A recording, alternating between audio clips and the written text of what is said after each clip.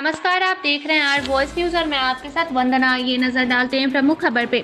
90,000 करोड़ रुपए के पार पहुंचा हेमंत सरकार पर लोन। जी हां, झारखंड सरकार के कर्ज की राशि 90,000 करोड़ के पार पहुंच गई है।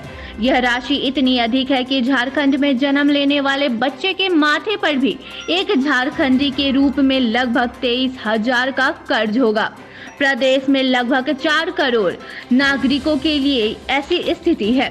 हालांकि कोरोना काल में खस्ता हाल खजाना होने के बाद भी हेमंत सरकार ने केवल 6,000 करोड़ कर्ज लिए हैं। बता दें कि कर्ज की इस भारी भरकम राशि का पाला झारखंड के नागरिकों को 2020-21 के आर्थिक सर्वेक्षण और 2021-22 के लिए पेश होने वाले बजट में होने वाला है। बताते चले कि कर्ज झारखंड के बजट पर सबसे बड़ा बोझ साबित होने वाला है।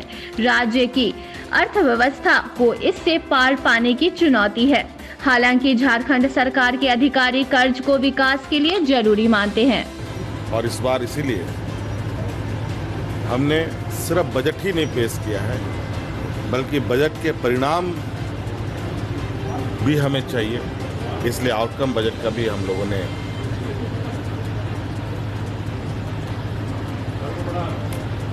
राज्य के समक्ष रखा है।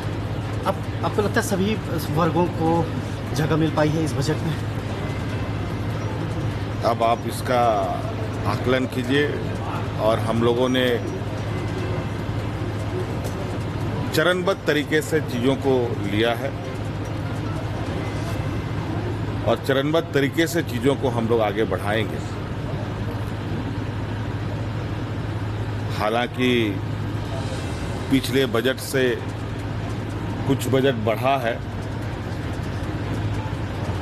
91,277 ऐसे कुछ है।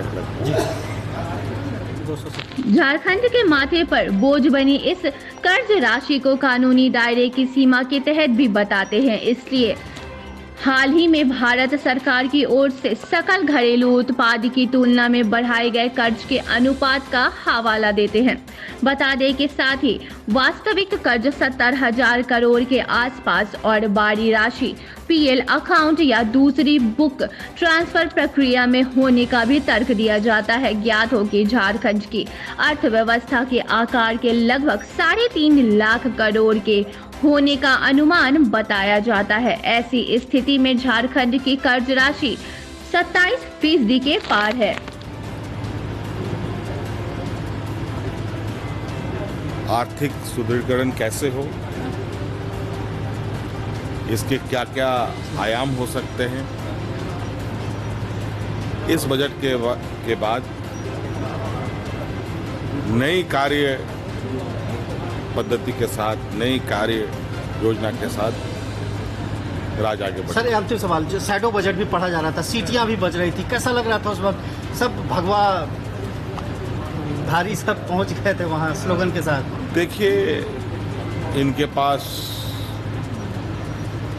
अब इसके लिए कुछ बचा नहीं है, सिर्फ क्योंकि आप देख रहे हैं कि जिस तरीके से विगत साल भर के अंदर सरकार ने जो इस राज्य को एक दलदल में ढकेल दिया गया था, उस दलदल से निकाल कर एक साफ तरीके से एक निश्चित दिशा में ले जाने का सरकार का कार्य रहा है।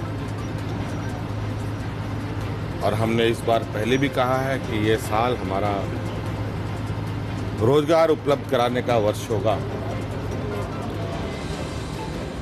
और इस तरीके से हर साल एक निश्चित लक्ष्य की दिशा में हम लोग काम करेंगे और एक एक करके चीज़ों को हम लोग धरातल पर मजबूती के साथ उतारेंगे। तो ये थे हमारे साथ